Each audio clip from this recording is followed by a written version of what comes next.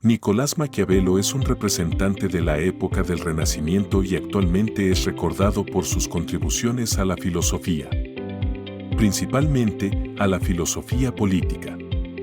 Se le suele identificar en la tradición del realismo político, que después se identificaría como la Realpolitik.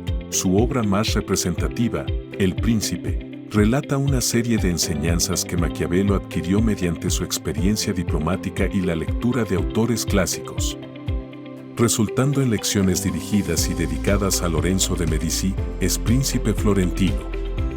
En la obra más representativa de Maquiavelo, se enseñan múltiples estrategias acerca de cómo mantenerse en el poder, por lo que resulta en una especie de manual para gobernantes. En cuanto a la crítica a su obra, se trata de un autor que sirvió al poder y no a la libertad ni la emancipación personal, características que son inherentes a la creación filosófica. Así pues, Maquiavelo se constituyó como un filósofo diferente que vivió y sirvió al poder, llegando a ponerse en duda incluso en el ámbito académico si se le puede conceder el título de filósofo. Aunque, a decir verdad, en su obra bien se pueden identificar sus apreciaciones personales sobre la naturaleza y el comportamiento humano, así como la apreciación de la realidad. Por lo que, en todo caso, Maquiavelo se constituye como un filósofo atípico, pragmático y partidario de la defensa de los intereses derivados de la ambición más grande del ser humano, el poder. Por tanto, a continuación, se presentan algunos de los puntos más importantes de su obra, así como una breve crítica de cada uno de ellos para nutrir el debate. Obra con dedicatoria especial. El Príncipe fue escrito expresamente para Lorenzo de Medici, quien fungió como príncipe florentino y perteneció a la clase noble de aquel entonces. Fue además un estratega y pensador pragmático que se interesó en mantener y aumentar su poder. La influencia que tuvo en la historia política de su época fue de amplia relevancia y conformó uno de los gobiernos más eficaces de la historia junto a otros miembros de su familia. Las monarquías de entonces debían mantenerse en el poder y Maquiavelo aportó a este fin con una serie de consejos valiosos para todo gobernante interesado en mantener su influencia. Maquiavelo sirvió al poder y no a la libertad ni la emancipación personal, características que son inherentes a la creación filosófica. Principados hereditarios. Maquiavelo consideraba que el poder derivado de los principados hereditarios resultaba más provechoso y fácil de mantener que el de los nuevos principados. Esto debido a que el pueblo estaba acostumbrado a regirse por normas ya establecidas desde un tiempo considerable y a no buscar desesperadamente la libertad. En este punto, ¿vale la pena preguntarse poder a costa de libertad? ¿Es esto digno de un filósofo? Control sobre nuevos principados. La lección en estos casos radicaba en que se debía erradicar el linaje político anterior para instaurar al nuevo régimen y así evitar el recuerdo de las buenas acciones del linaje anterior y prevenir una probable rebelión. Como se puede notar, este punto sigue siendo muy utilizado como herramienta política en la mayor parte de estados en el mundo. Por lo que, las lecciones de Maquiavelo no se limitan en su aplicabilidad aún en este siglo y en repúblicas y democracias que han superado ya la monarquía como única forma de gobierno, maneras de gobernar nuevos territorios. De acuerdo con el autor del Príncipe, existen tres formas de gobernar nuevos territorios: destruyéndolos, viviendo un tiempo dentro del territorio para ganar aceptación o dejar que la gente siga viviendo con las leyes que ya tenían, pero cobrándoles un tributo instaurando un gobierno oligárquico que asegure la lealtad hacia el principado.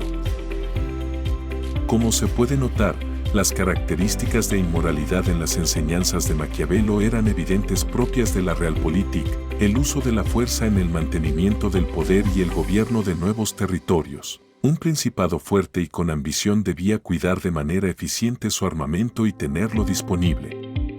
Así pues, un principado con armas y efectivos suficientes listos para usar la fuerza mantendría su poderío, mientras que uno desarmado lo perdería. El uso inteligente de la maldad y de la fuerza. Maquiavelo consideró que el príncipe debía tener convicción firme en su toma de decisiones, y que cuando debiera utilizar la fuerza lo hiciera con máxima intensidad y por corto periodo de tiempo.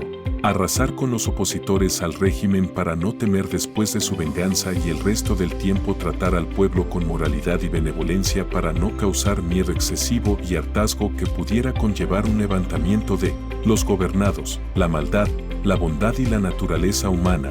Maquiavelo señala que el ser humano es vil por naturaleza y que la realidad es mala. Así pues, todo hombre que se constituya bueno en un mundo de malvados está destinado a planificar su propia ruina.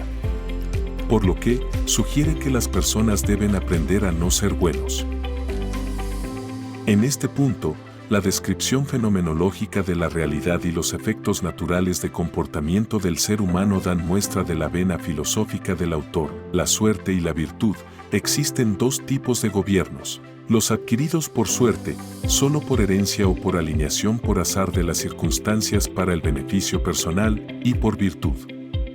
Para Maquiavelo, la inteligencia y la virtud mantendrían por más tiempo y de manera más eficiente el poder.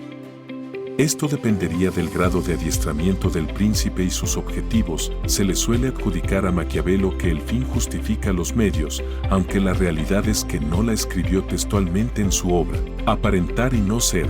Maquiavelo, al igual que otros realistas políticos, consideró que el ser humano con intenciones de poder debía saber cuándo ser león y cuándo ser zorro. León cuando fuese necesario atacar sin compasión y zorro cuando se necesitara ser intrépido y librar las trampas. Consideró que el vulgo solo se dejaba guiar por las apariencias y que realmente no conocía a profundidad al gobernante. Y en cuestión estratégica, por ejemplo, al político le convendría aparentar ser religioso porque si de verdad lo fuese, quizás al momento de emplear la fuerza, su propia ideología y creencia limitaría la eficacia de su estrategia. Como puede verse, Maquiavelo fue un maestro de la estrategia y la manipulación, un texto atemporal. Como ya hemos visto, si bien las lecciones del príncipe fueron escritas en 1513, muchas de sus enseñanzas siguen siendo válidas incluso en otras formas de gobierno o como parte de las estrategias que personas o instituciones sigan con la intención de dominar. Eso sí, con ligeros ajustes a la situación particular y que hoy en día se podrían poner en duda su legitimidad debido a factores contemporáneos como la separación de poderes, el republicanismo y el Estado de Derecho. Sin embargo, la naturaleza humana, de acuerdo con realistas políticos como lo fue Maquiavelo, siempre busca imponerse por medio del instinto y la fuerza natural, más allá de normas o costumbres. ¿El fin justifica los medios? Esta famosa frase se le suele adjudicar a Maquiavelo, aunque la realidad es que no la escribió textualmente en su obra. Más bien, es una forma de entender a grandes rasgos su pensamiento y sus formas de ver el poder y la vida. Las enseñanzas de inmoralidad social y consejería acerca de cómo mantener el poder pueden resumirse en esta frase popular: como se puede apreciar, el texto de El Príncipe tiene una utilidad práctica en múltiples niveles y más allá de que es un manual para mantener el poder en un principado, su aplicabilidad va más allá por los diferentes elementos de naturaleza humana que utiliza. Sin duda, el debate académico de considerar a Maquiavelo como un filósofo o un no filósofo continúa. Para algunos, ciertamente lo es, mientras que para otros es simplemente un diplomático y analista político que sirvió a la cúpula del poder del siglo XVI y que plasmó sus ideas por medio de la literatura. En todo caso, quizás sea una cosa u otra o todas a la vez. En conclusión, si bien sus apreciaciones y descripciones fenomenológicas de la naturaleza humana lo pueden identificar como filósofo, la época en la que vivió y su contexto favorecieron su sumisión hacia el poder enorme de los Medici de aquel entonces. En todo caso, autores posteriores del realismo político, como es el caso de Thomas Hobbes, ahondaron en descripciones y análisis más profundos y detallados de la naturaleza humana y su comportamiento en la realidad. Sin embargo, Maquiavelo sigue siendo un referente en el estudio clásico de la Realpolitik y un libro de culto para filósofos, asesores, políticos, politólogos, internacionalistas y el mundo literario en general.